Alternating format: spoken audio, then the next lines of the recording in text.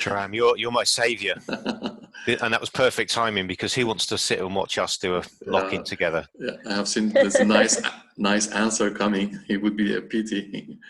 Sharam, you're a blessing. Thank you. Thank you. So what is your question about the? So could you just talk about it again, please? Just the spectrum, what it shows.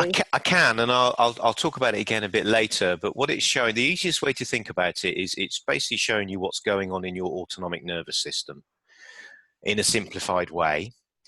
And so your heart is electrical; it emits different frequencies. Okay, and when one part of the autonomic nervous system is more active than another, then you'll see more activity in that frequency range. So with the sympathetic, you see more frequencies over that side. So when you're looking at your phone, right, yeah. the left hand side, when you're looking at your phone, the narrower dark grey band relates to those sympathetic frequencies. And that's the activity that will go up when we get faster. You'd get more of the bars moving around in that area. Okay, so if you were stressed or you were excited, you'd have more activity there. Over to the far right hand side, that wider dark grey, that's the parasympathetic. So that's, the break bit of you, the bit that's responsible for rest and digest. So if you were really relaxed, or perhaps you were engaged in certain type of meditation like transcendental meditation or something like that, it takes you really deeply into parasympathetic, you'd see that there'd be more activity over there.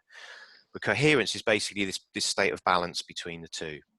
And so what we're interested in is getting that activity, those bars, to go into that lighter grey area. Yep. And then what will happen, if you look at the numbers at the side, is generally as the activity begins to reduce down, so you've got fewer and fewer bars all over the place, and you've just got kind of like maybe one or two bars moving around in that coherence area. Yeah. Yeah. Then generally what happens as well is the numbers at the side begin to get higher. Now, what those numbers relate to the power spectrum density. What the best way to think about that is it's just the strength of the signal, like the power of the signal. And it's just another useful measure when you're practicing coherence. First of all, it shows you that your heart's emitting those types of frequencies. You're in the right place. You can see that anyway because of the waveform will be telling you that you're coherent.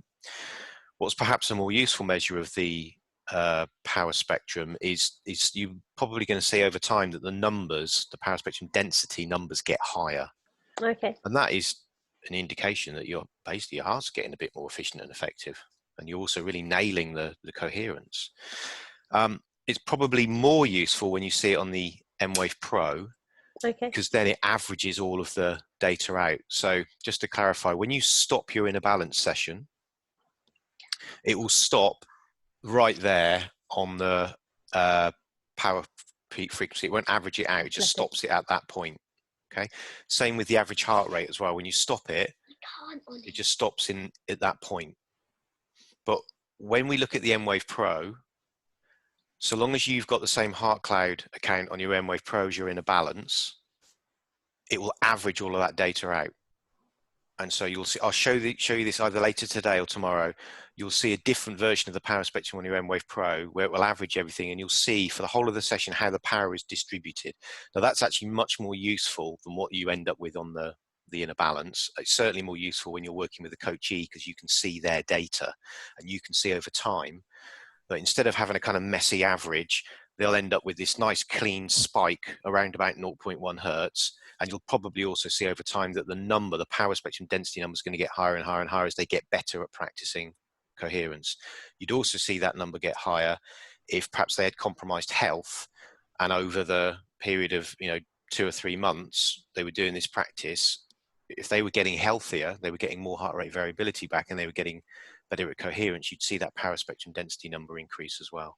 You can see it increase by like a third or so in people who've got compromised HRV because of a health issue. So that's what it's for. Hopefully that answers. That's really helpful. Thank you. Cool. Roshan's got a question. Yeah, quick question for you. So I'm looking at the history in the review section. Yep. And the coherence value is different to the value in the session. Okay, so if you go back, so where the session stopped was where you were at the time. If you basically close that session, go into review, open it up again, the review will contain the averaged out score. Okay, all right. Yeah. Thank you.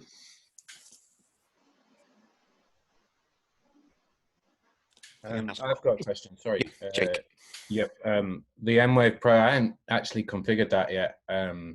Do I need to do that, and when does that have to be done by? No, I mean, I'm going to talk a little bit about it probably tomorrow now, actually, just in terms of an overview. But the best thing to do, Alan's got a little introductory video that is either sent you or he will send you when you have the rest of your coaching. But the best thing to do, if you've got a bit of time this weekend, just get it loaded up and just have a play with it. It's actually pretty easy to use, and all the instructions are easily available on the desktop.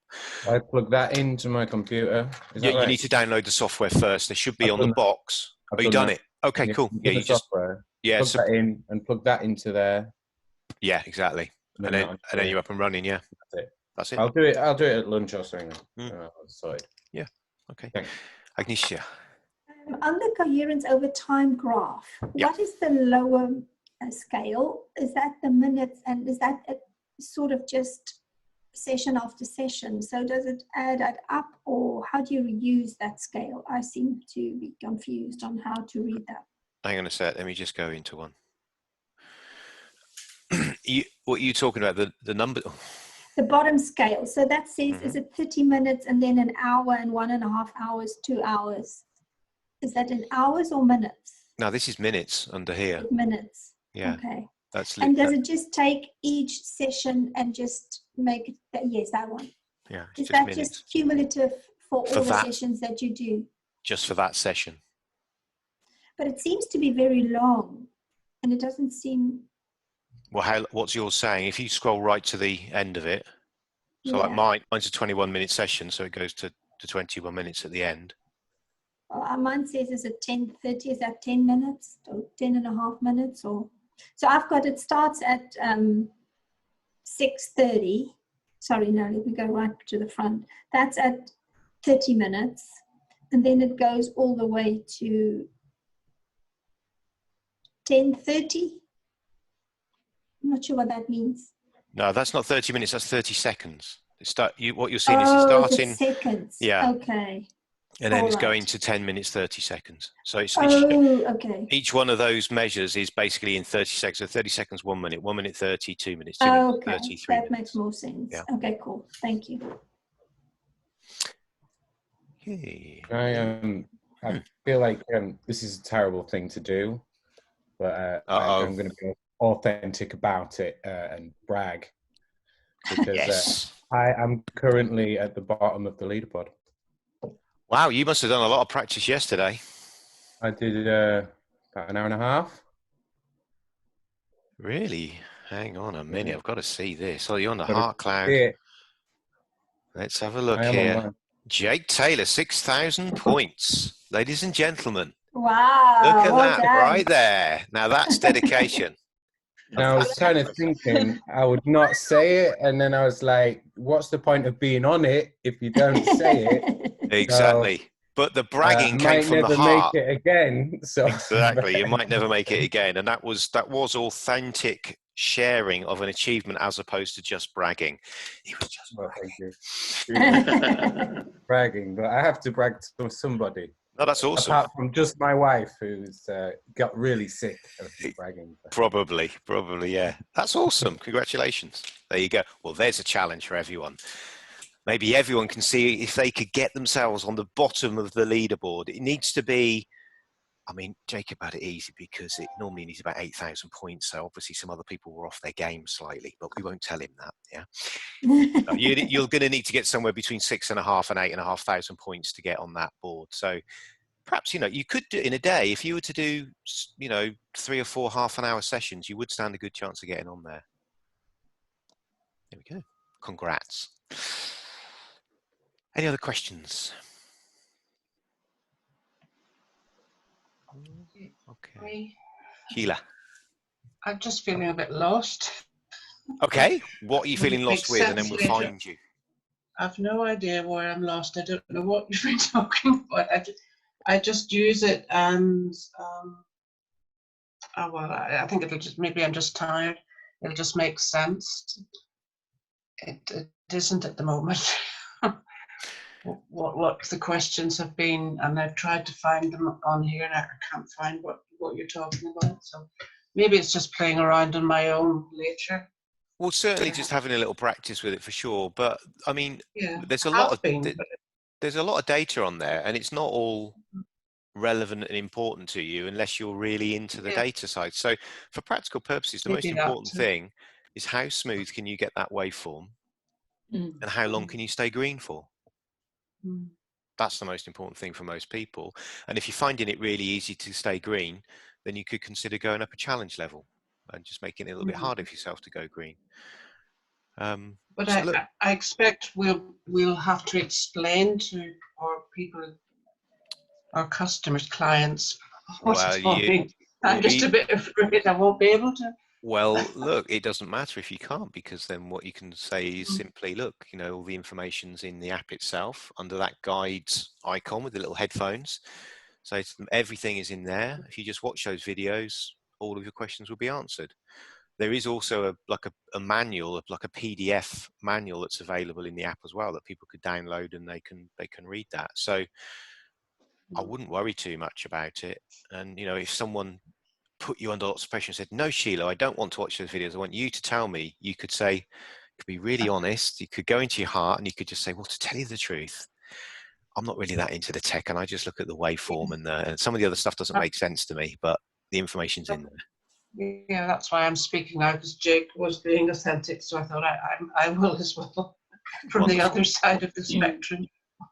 Cool. Thank you. Can I just add to that as well? I'm finding it a little bit tricky, but I realise everyone's at different levels, so I'm just kind of trusting it'll come. And also, because I'm used to doing quite a lot of meditation, my line's everywhere sometimes, and I almost want someone to go, "Can you just tell me I'm doing the right thing?" Because I'm expecting this, and sometimes it really, other times it's just this combination of the two. So I'm just guessing that's part of my body adapting to learn how to do the breathing at the moment. Could be anything. Could also be, did you have some coffee this morning? Yeah, well, Okay. tea, Okay. yeah. Okay. Well, you know, different people have different patterns throughout the day as well. So one of the other things of practicing is you begin to work out when you can naturally get into a very high coherence state and when it's a bit harder for you. So it might just be that this is not a great time of the day for you to get high levels of coherence. I mean, most people actually, our heart rates are a bit higher at this time of day, and we've got more cortisol in our system's kind of like ramping up its energy to do what we need to do throughout the day. So it might just be a function of that. Alan, when he's giving you coaching, he can see all your sessions. So just ask him to have a look, and he'll be able to make some recommendations. Yeah. Okay. I mean, last night it was really high because I do a meditation in the evening, so I used it in that, and that was a lot more smooth. But it's the jittering. I can feel it, so it's just getting into that different style of. Yeah, and that might just be a part of your own natural daily rhythm, that you ramp up your cortisol at this time of day, and it's like you're good to go. It's like an energized state for you. In which case, you're probably not going to get your highest scores at this time of day. Okay, that makes a bit more sense. Yeah. Okay, so when I'm hearing everyone's in a different space, it's just bringing up that. Yeah. Thank you. Any more for any more? I've got a quick one. Go on then, fire away. I know that Alan said it's always better to do it sat down. I've done quite a lot of my heart maths when I've been led down, but I have always found that when I lie down, I find it much more difficult to find coherence than when I sit up. And I just wondered if there's any reason or experience for that, and it might help others if others have been lying down. I find it much easier sat up. Yep. Well, there's a couple of reasons. Number one, because the weight of your own body on yourself, you're not going to be breathing as fully as you could do if you were sat up, probably. And the other thing is you tend to go, parasympathetic tends to dominate when you lay down as well, just naturally. And so that, you're kind of working against a natural dominance of parasympathetic in order to bring yourself back into coherence. So also, I wonder if that's why when I'm led down, I find trying to equal my breaths very hard. My out breath just really wants to be longer, which well, would that's be my probably just due to the weight of your own body. If you think about it, when you're breathing in, you're having to use your diaphragm, your lungs to lift body weight. Okay, so that's going to be harder, and then when you relax, the body weight's going to assist the out breath. So that's why it's going to be easier, and it might feel easier to be longer as well.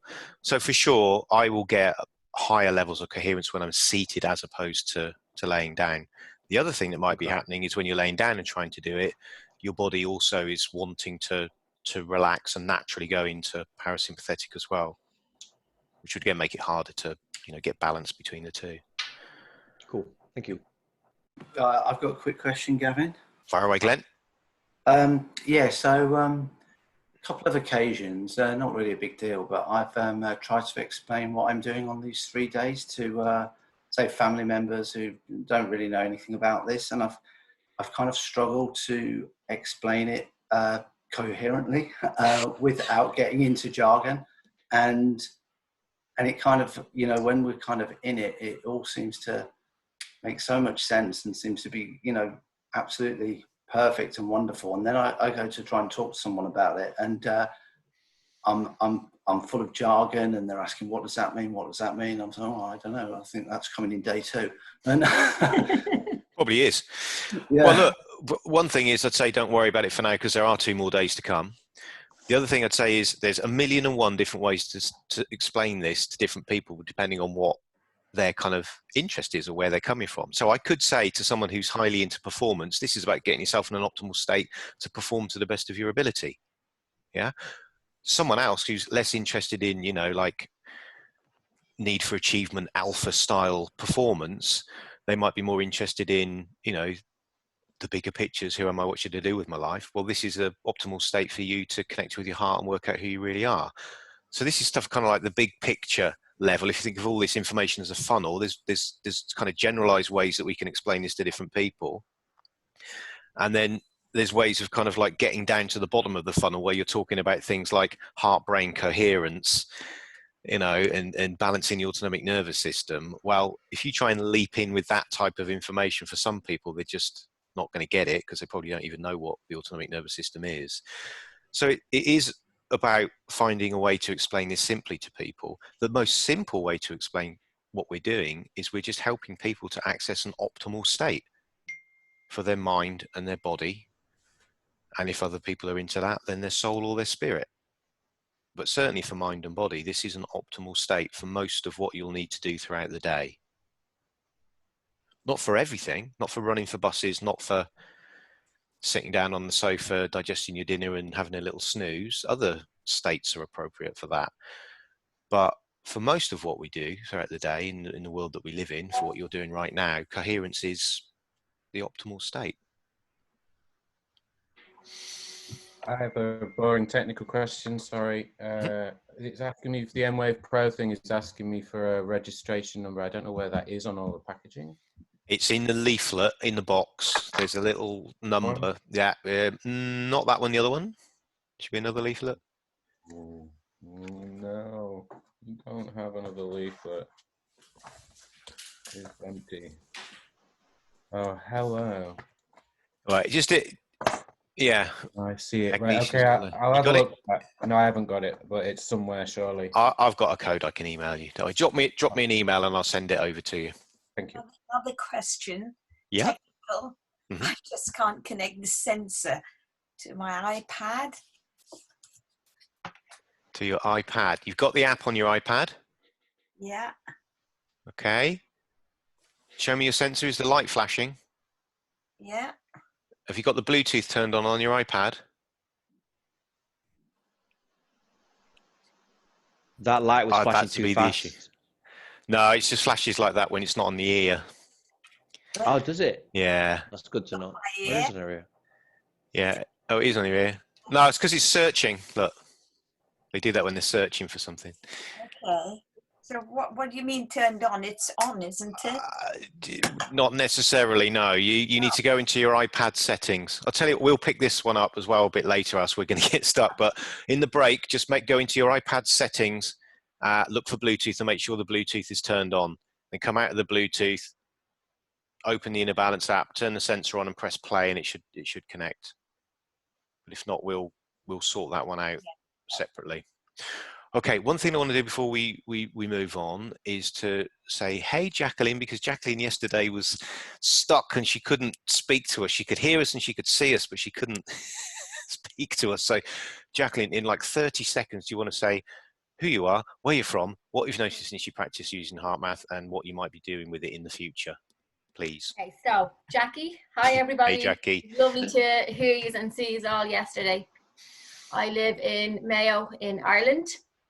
I work as a hypnotherapist, yoga instructor, fitness instructor, strength and conditioning, and I do massage. So my plan is to bring the HeartMath into all areas, maybe bar the massage unless I find some way of bringing it in. But for the hypnotherapy, the yoga, meditations, and fitness and strength training. So that's the plan. Super. What I have realized since I started practicing, the same as one of the girls said this morning, that morning time, have a good meditation practice, but morning time, it's all over the place. And then come evening time, it's nice and smooth. That was a surprise. Mm-hmm. I find as well, when I have something on my mind, I zip into the green zone. I'll be lucky to stay there for a minute and back out again. Even though I'm breathing, even though I'm not consciously thinking about whatever is on my mind, it's just really interesting to see that my nervous system is still focused on what is on my mind, even though I'm taking action otherwise. So room for improvement there. Yeah, I think that's pretty much it. Looking to bring it into my work and incorporate it into my own life, my own level of peace, and just rock on from there. Wonderful. Thank you very much. Okay, look, I'm going to pop into screen share and just cover again a couple of the final slides from yesterday, just in case your mind was a bit too melty to be retaining the information.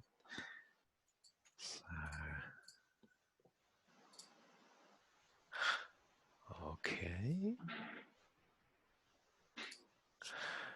So of all of the stuff that we covered yesterday, this is really the most important thing. So every thought and every feeling we have does not happen in isolation. It has an impact on the rest of our bodies and our brains. And HeartMath's contribution in this space was to recognize that emotions are impacting on heart rhythms. That could be measured. So everything else I spoke about yesterday wasn't their invention. That's just physiology. This was their discovery, or they popularized. Well, actually, they didn't even discover it. People have known about this for hundreds, thousands of years, particularly in China, where they've been measuring pulse, in India. And so when you experience these unpleasant emotions or feelings, the heart's rhythm tends to become chaotic. And it can be chaotic independent of the heart rate. So it can be chaotic with a relatively low heart rate. So depression looks a bit like that, but obviously the heart rate is lower, could be like 60 beats a minute, for example. Anxiety also looks a bit like that, but the average heart rate would be higher, say like 90, 100, 110 or something like that, or even higher. Okay, so the important thing is that the nature of the rhythm. And that's important because the heart's the largest rhythm maker in the body. And so whatever rhythm the heart taps out, the rest of the body and the brain is going to be paying attention to that rhythm. So as long as the rhythm remains chaotic, one of the parts of the body that's going to pay attention to it is the brain, and it'll be the stress centers in the brain, because they will be perceiving that there is still some form of threat. There is still some need to remain vigilant. So there's going to be activity in the stress centers. The amygdala are going to be active. We'll look at the impact of that on the brain in a second.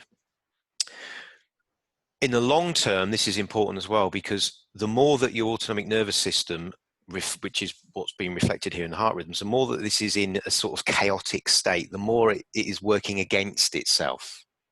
It's not synchronized. And so that is creating wear and tear. Remember yesterday I used the example of the car. If you were driving your car like that for 6 months or so, you're going to increase the amount of wear and tear. The brakes are going to get worn, the suspension is going to get worn. You're also going to burn a lot of fuel when you drive your car like that. Probably more likely to have an accident as well, actually. However, what HeartMath also realized was that when you experience pleasant, positive emotions, particularly those in that bottom right-hand box space, the care, appreciation, gratitude, compassion, etc., generally for most people, spontaneously, the heart rhythms just become more ordered and sinusoidal. So there's this lovely balance within the autonomic nervous system, this synchronization. It's working between accelerator and brake. They're not working against each other, not antagonistic. So that happens anyway if you're feeling appreciation, gratitude, etc. But you can also hack into the autonomic nervous system. You can use the conscious part of yourself to control the unconscious part of yourself through your breathing initially. So the breath, by putting the breath into that balance, you create this lovely ordered sinusoidal rhythm. So as long as you recognize you're stressed, you have the opportunity to do that. So even if, all hell is breaking loose, the one thing that you can still control, so long as you're alive, is your breath. Even, in an extreme situation like, a war zone where you're being shot at or whatever, you have the opportunity, so long as you realize, you have the opportunity to control your breath. And as soon as you recognize that and you can control your breath, it can then give you the foundation to gain that control, and then you have the potential to move into a state where you could shift the emotion as well. I mean, that might take time, if it's a really stressful situation, but at least you can bring yourself into balance if you need to. Now, that example is maybe not a great one, because if you're in a war zone and you're being shot at, you want to go into fight-flight response, don't you? That would be appropriate because your life is actually in danger. You either need to dive, run away, hide, or fight back. But actually, even in that type of situation, and this is why HeartMath does train in the military, is once you say you're out on patrol and you come under fire, or a bomb goes off and someone's injured and they're screaming like, all hell has broken loose from nothing. You want to have a stress reaction. You want to survive in the short term. But then what you want to do, particularly if you're like a patrol leader or something, is you want to be able to then move into strategic mode to work out, where are we? What's happening to us? Should we fight, or are we outnumbered, and do we need to work out how we extract ourselves from the situation? Can we get to that guy who's injured, or do we just need to leave him there, unfortunately, for a few minutes while we call in the helicopters or whatever? I don't know. So even in those types of situations, we need to switch from a stress reaction into more of the prefrontal cortex strategizing, more, kind of complex thinking. Okay, in the way that, in the military, it's not like they come under fire and then they just do some deep breathing and go to their happy place. You're not going to go to a happy place, but you could use the breath to get yourself back under control, to get the fear out of the system to the extent that you could begin to think clearly, logically, and rationally. Okay. For those of us who don't spend time in war zones, the important thing here is you just want to minimize unnecessary chaos within the autonomic nervous system, because a lot of what's driving it is not real. As in, it's not really threatening our survival. Deadlines are not a threat to our survival. Unexpected bills are not threats to our survival. An argument with our other half about something is not a threat to our survival. These are all ego-based psychosocial stressors. And so adrenaline and cortisol is not very helpful, and wear and tear on the autonomic nervous system isn't. But we have the opportunity to stop it, nip it in the bud, and put ourselves back into a place of balance. And then just to clarify in terms of what's going on in the brain, I said yesterday, this is a gross oversimplification. I'm not a neuroscientist, but in effect, this is what's happening. Doesn't matter where the stressor comes from. You could see something, you could hear something, you could smell something, you could remember something. One of the things that happens within that reaction, actually not response, is that the heart rhythms become chaotic. Remember, there's more information that's going from heart to brain than brain to heart. So this is a very, very powerful flow of information. And as long as the information remains chaotic, the brain's going to respond in a way that's going to keep you alive. So you're going to be to varying degrees in fight, flight, freeze response. And that means activities taken from the prefrontal cortex. Whereas if you recognize I'm stressed, but actually this stress isn't going to help me because my life's not in danger, then you can exert conscious control over your autonomic nervous system through the breath, change the nature of the information flow. So you're changing the neurological information, you're changing the nature of the electromagnetic information, you're changing the nature of the energetic, the pulse wave information. You'll also begin to switch off the cortisol and the adrenaline when you go into this state. And certainly if you can go into pleasant emotions, you'll then also begin to change the hormonal information. But what's happening in the immediate term is, you're switching this flow of information. So then the brain receives that, recognizes order stability, which equates to safety. And so therefore the prefrontal cortex can come back online again. So that's really the most important stuff to remember. It's just helping you think more clearly than you would be able to when you're stressed. Let me just pop out of that and just ask for questions before we move on. Kevin, I have one.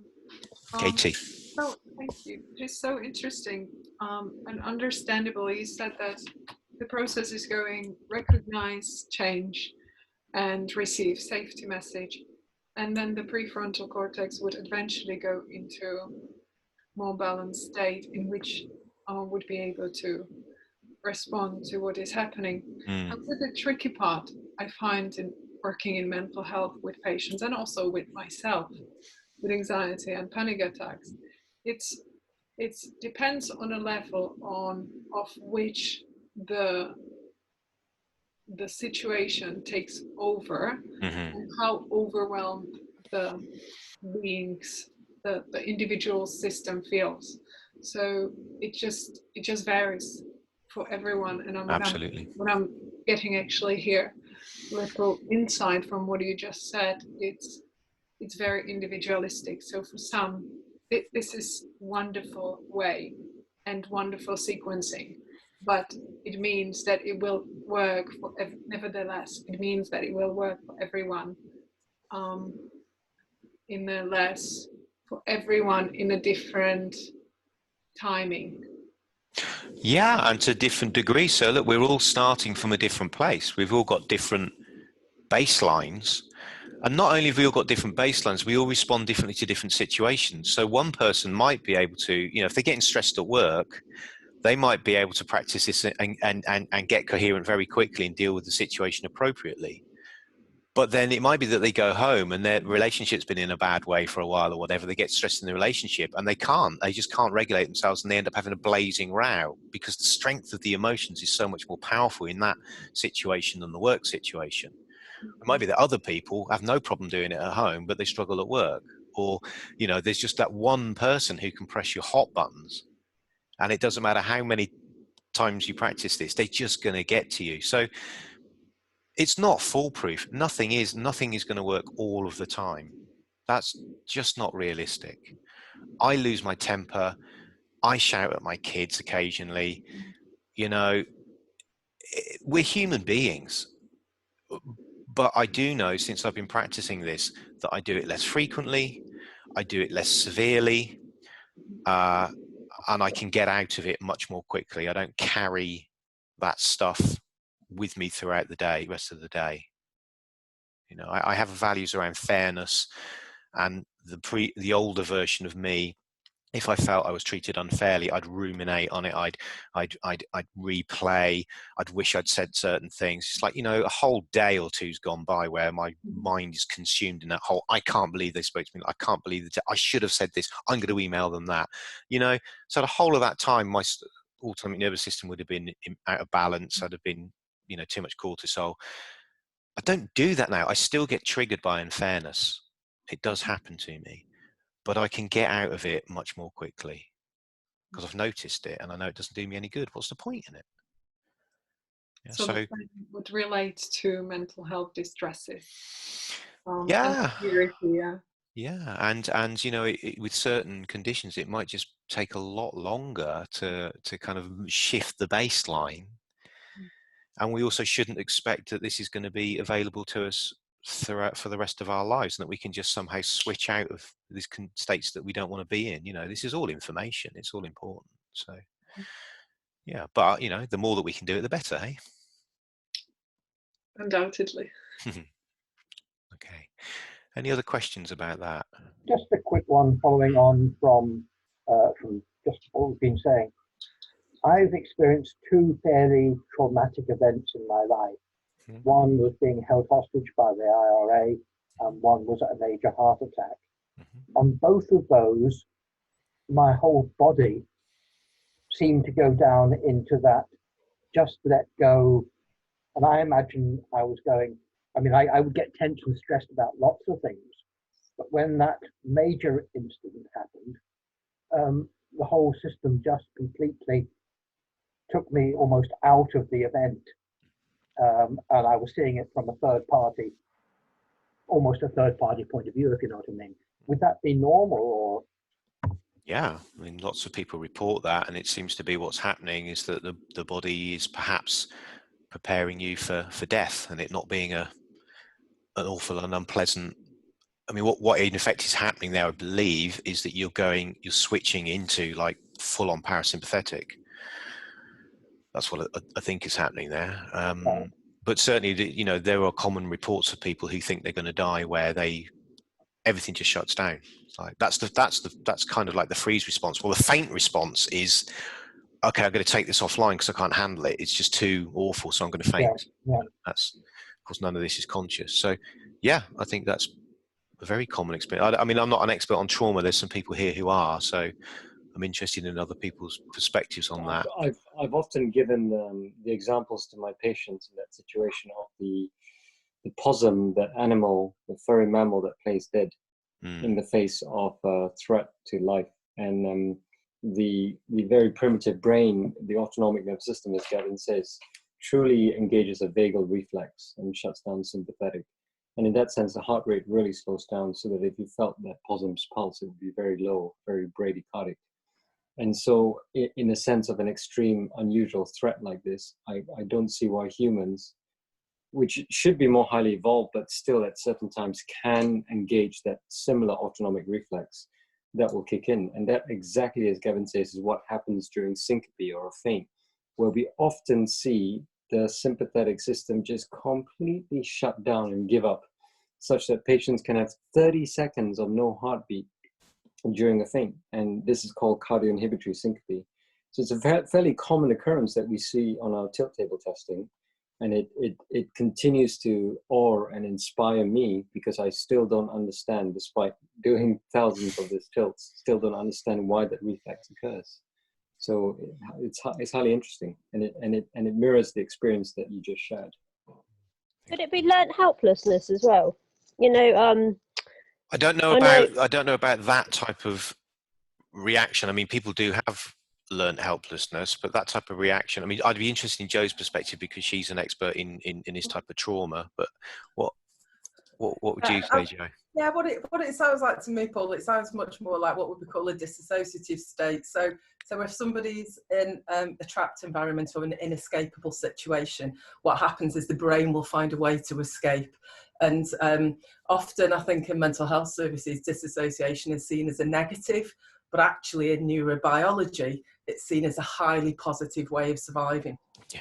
If you can't get your body out of a situation, your brain can take itself away for a while, simply in order for you to be able to survive any sense of annihilation. Yeah, perfect. Yeah, I mean, look, you know, sometimes we don't want to fight, do we? And if we in effect play dead, or we kind of give up, then we've got a much better chance of surviving. As anyway you've experienced, Paul. So thank you for sharing that. I really appreciate it. Okay. Just another thing to add on to there, guys, is the 999, the blue light services and stuff like that tend to have a totally different response to what we just described, because when everyone is running away from stuff, they're running towards it, and the system they've got inside themselves is totally split around the other way. The problem they get is when they go into these things, they do all the stuff and come back out and then go back to normal levels or near normal levels.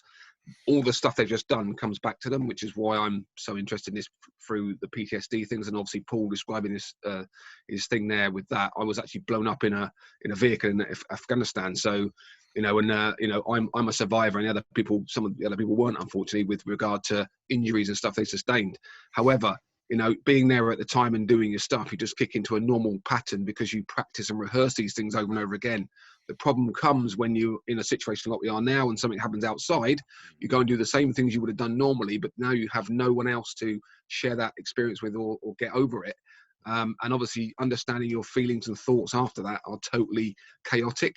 A lot of people I deal with regard to that, you know, when I actually talk about these things and all the other bits and pieces, some of the stuff they say triggers off stuff in myself.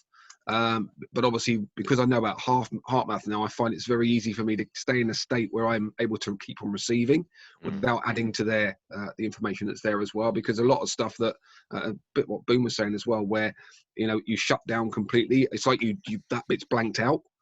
you don't know what happened there. And then when it starts to come back and the realization's there, that's when the issues start to happen, the mental health problems and stuff with PTSD or PTSI starts kicking. That's where I find personally when I'm dealing with people, and also the people who you know, have these sleepless nights or effects that mean they can't sleep, or they have episodes in you know, in bed with their partner there and stuff, which they obviously then have to deal with as well. So it's not, I don't just deal with the individual, I deal with the family as well. So you know, I do the stuff with them with regard to TRIM, just trauma risk management that I do. And again, it's from what everyone's saying there, every single thing you're saying there is absolutely spot on from regarding how people react and respond. And it is about, you can't prepare for everything, but you can prepare for some things. And our training is, you know, most of the people here have got a medical background or used to sort of things that are medical, or you know, deal with autonomic nervous system and stuff. So you understand it, but when people don't understand that, it becomes scary, and that's where you know, these things that they can't deal with, it sort of kicks in. You know, I'm just so glad that people bring up this stuff. And Paul, thanks for sharing your stuff with regard to your incident, because it's a big thing to do that in front of a load of people that you don't know. Yeah, so thanks. Thank you. Great. Thank you. Yeah, as we're talking, I remembered something that one of the Canadian HeartMath coaches sent out on a community board, which is he specialises in PTSD with troops, and he was working with a guy who got really into the HeartMath stuff and really found it valuable in terms of managing his PTSD, and particularly kind of anger outbursts. Now, this is a bit extreme, but what this former army guy did was he tattooed onto the middle of his finger a chaotic waveform going into a smooth waveform, and that became his little cue. So whenever he kind of like got his anger thing, he was like, and he would look at his own finger and have the tattoo there, which enabled him to go, oh. Okay. Now, I'm not suggesting that we all get HeartMath kind of like chaos to coherence tattoos, but it just goes to show, you know, how powerful this stuff can be. If you really anchor it in as a response, it can be really helpful.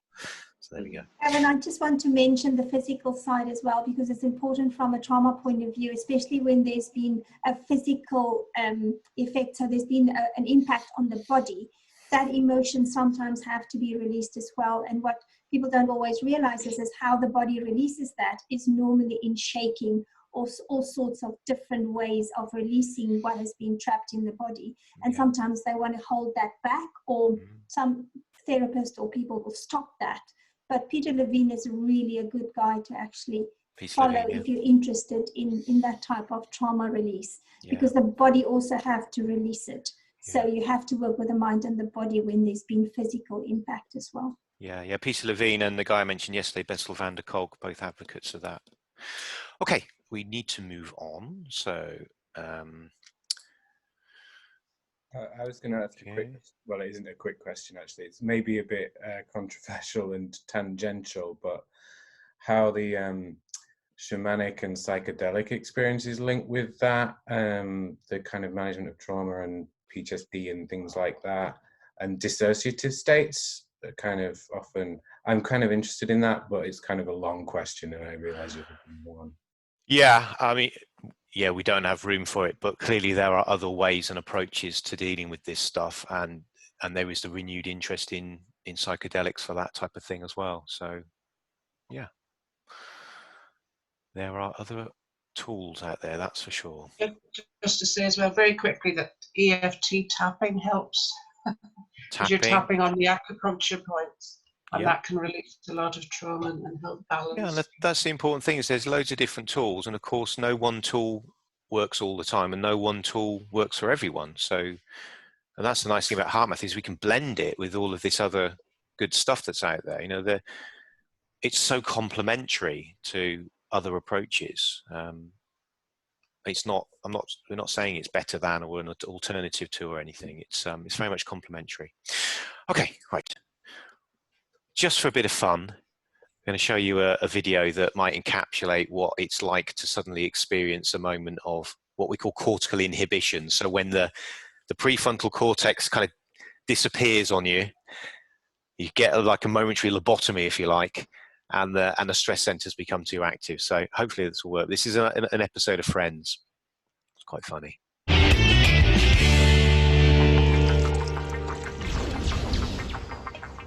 She's your cousin. She's your cousin. If she knew what was going on in your head, she'd think you were sick.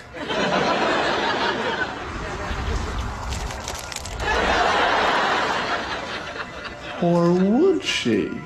Let's back up for a second. She was the one who suggested opening a bottle of wine. She was the one who turned down the lights. She was the one that wanted to rent Logan's Run, the sexiest movie ever. Oh, I know that book. Forget it. I want it. She wants it. I'm going in.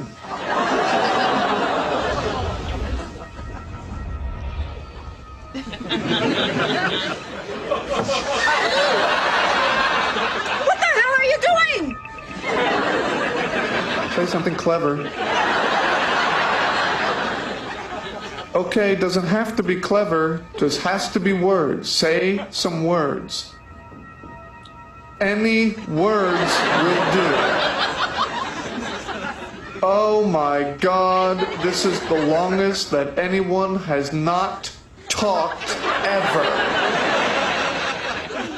There is nothing you can say to make this worse, so just say something.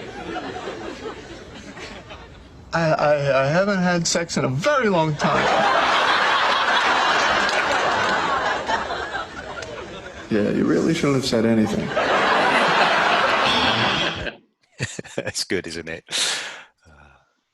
Okay, so look, what is coherence? So actually, it's the question that Glenn asked earlier, really. It's simply an optimal state. So your heart, your mind, your emotions, everything's in sync, everything's balanced. So just using this visual metaphor here of the rowers in a boat, imagine like the boat's the human, okay? And you've got the cox is the heart, and then the other rowers are all different systems within the body. What's happening basically is that everything's operating together in this synchronized way. And because it's synchronized, everything's ultra efficient and effective.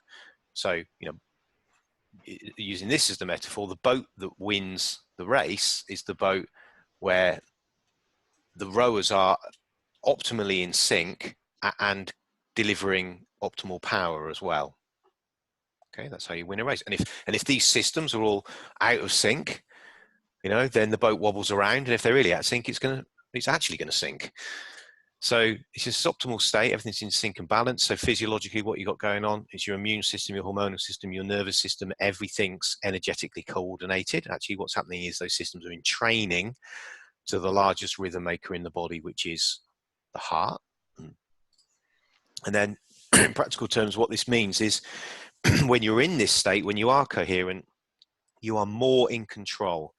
So you can be more mentally and emotionally flexible, behaviorally flexible as well. You're in charge of yourself.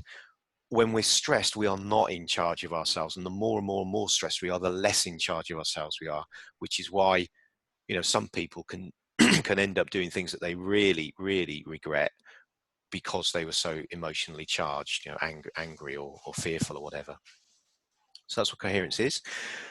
So what we're interested in, remember with HeartMath, is we're interested in coherence. So we're interested in stability within HRV. We're not just interested in HRV for the sake of it, the variability. Specifically, we're into stability. So coherence is ordered patterning within a system. This is, you know, physics definition, basically. So it's ordered patterning within a system. So the heart goes into this ordered pattern. This then drives synchronization of other systems. So this is called cross-coherence. One system goes into coherence, other systems follow it, cross-coherence. So you've got an example here. You've got respiration, HRV, and blood pressure. They all mirror each other, of course. You could even put brain waves on here. You'd see the brain goes into high alpha generally when you get coherent. And then in lay speak, what coherence means, of course, is clarity of thought. Well, that definitely applies because when we're coherent, the prefrontal cortex comes back online, which means we can think clearly. And in terms of some of the benefits, these are very old numbers because we did this research ages ago. We're not going to repeat it because we've done it. We did it ages ago. HeartMath now researches, you know, the energetic side of things, geomagnetics and humans, humans to humans, solar and humans. So this is really old research that we've done. And in terms of general benefits to brain function, well, because it's the cortex that's coming back on board, then everything that the cortex is responsible for will be enhanced. So when people are coherent, it tends to mean, correlates with self-regulatory ability, memory, focus, processing complex information. It improves your reaction speeds, actually, which is an interesting physical one for sport. We know that when people practice coherence, we've got research that shows they get higher test scores because they're not getting stressed, they're remaining focused. And when people are coherent, they have an improved ability to learn, which makes sense because when you're stressed, it's much harder to learn. And also if you've got cortisol in the body and the brain, it's going to weaken the connections between brain cells. Okay, and then here's just an interesting piece of data. This is really old as well. It's from the late 1990s. But what HeartMath did then was they took 28 people. They taught them heart lock-in. So what we did this morning, where you're radiating out care and appreciation to others and back into for yourself, which is of course very similar to the Buddhist metta meditation. These people agreed that they would do it for 30 minutes a day for 30 days. So that is a lot of practice, I appreciate. And it's in terms of a single dedicated lump, it's more than I do. But the results were quite remarkable. So an independent lab measured the DHEAs and the total free cortisol. And at the end of it, the group as a whole had 100% more DHEA and 23% less cortisol. And you don't want to get rid of cortisol because it's important in our systems. But they were the reductions, and the independent lab wanted to know what drug HeartMath were using. So when they said, no, this is deep breathing, go to your happy place, they were a bit surprised. You can see there's one person there who goes the other way. They admitted they didn't do the practice, and they also had a particularly stressful time. So, you know, this stuff isn't magic, but if you do it, it works, and it can have pretty profound effects. This is more interesting data. So this is a sample size of over 10,200 people. The majority of these people are actually in US hospital healthcare settings. So the majority of them are nurses and doctors.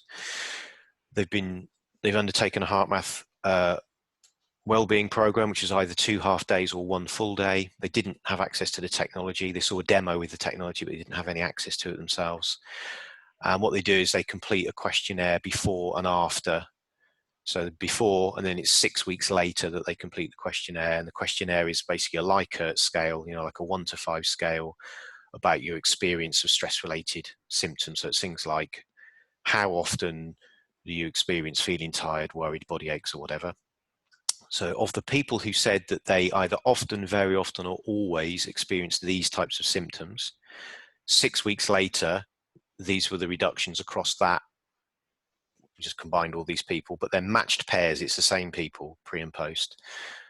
These are the types of reductions that they're saying they experience. Now, this is people saying, yeah, I think I'm less tired, I've got less body aches, I'm less anxious, or whatever. So I'm not saying that this is going to pass a Cochrane review or anything, but, you know, in practical terms, if people are saying, in effect, I'm feeling better than I was before, then that's pretty good. And unless you want to spend a lot of money on very expensive research, if you're talking to organizations, then this type of information is really going to make them sit up and take notice, because they can't afford cortisol tests, double blind, you know, random control, all this type of thing. They just want to know, if we run an intervention in this organization, is it having a benefit?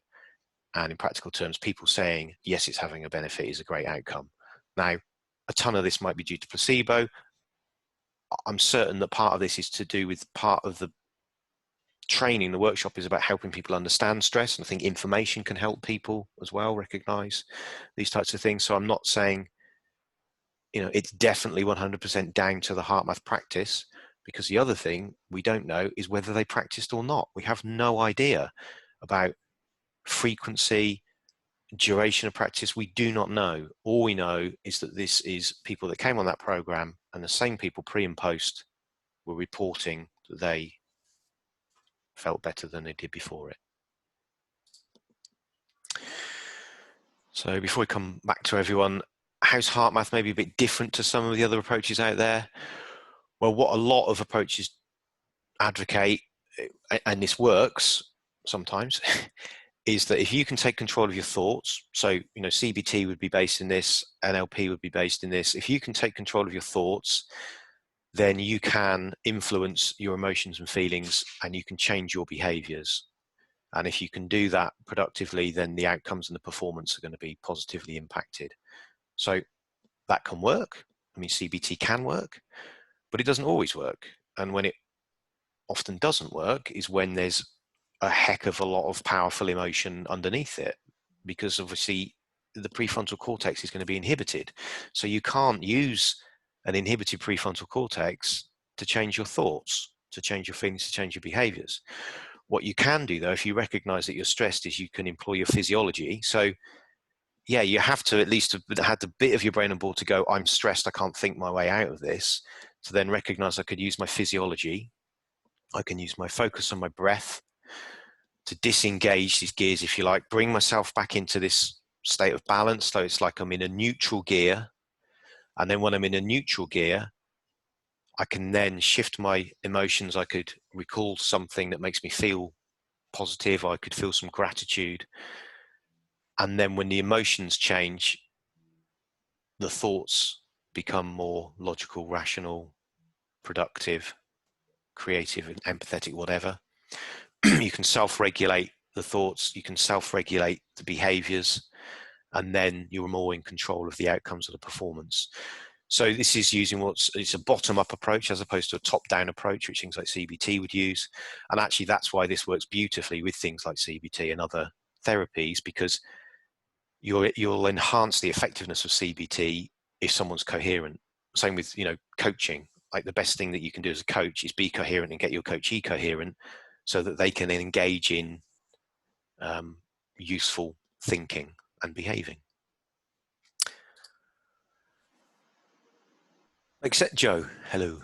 Yeah, can I just offer something? Because it's a little kind of nugget that a lot of people might not know about. So one of the reasons that CBT often doesn't work as a cognitive-based thing is because if people are very low or they've sustained low mood over a long time, the little part of the brain called the anterior cingulate that switches off. And what the studies show is that thought won't switch it back on again. And so from the attachment studies in neurobiology, it has to be switched back on by relationship. So when you're thinking about heart math, that's just fascinating in terms of how that might lift the anterior cingulate. Yeah. Yeah, cool. Thank you very much. That's another reason why I love this program, because I get people with all sorts of expertise and I learn new things. What was the name of that bit of the brain that switches off? Anterior cingulate. That was really interesting. Thank you for that little insight there, Joe. You mentioned the placebo effect, and I was having a talk with Sarah, my wife, yesterday, and I was thinking, like, you know, the placebo effect is like an effect of the mind, but maybe it's an effect of the heart, and that's why, like, you know, because we can't explain it and all that, so it's actually a feeling rather, and it kind of fits with the idea of it being a feeling rather than a mind thing. I don't know if that's any good or. Yeah, I mean, you know, it's often dismissed, unfortunately, isn't it? Oh, it's just a placebo effect. Well, it's pretty fascinating. I mean, that's what Joe Dispenza's based most of his work around, actually, is like, what is this thing and how could we harness it?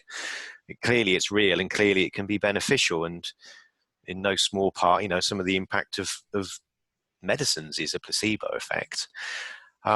So yeah, it's like, you know, we don't understand it properly. Maybe it is partly to do with the heart, or maybe it's to do with the mind, or maybe it's to do with shifting your feeling or your belief that this thing's going to work for you consciously or unconsciously.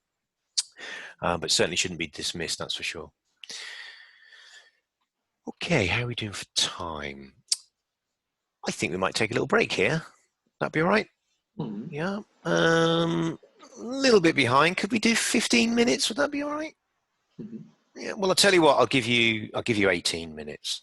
So if we come back at 10:45. Yeah. Yep. Wonderful. Okay. Evan, can I ask you a little quick question while people are going for break? Is that all right? Yeah, please do. So we had a look at that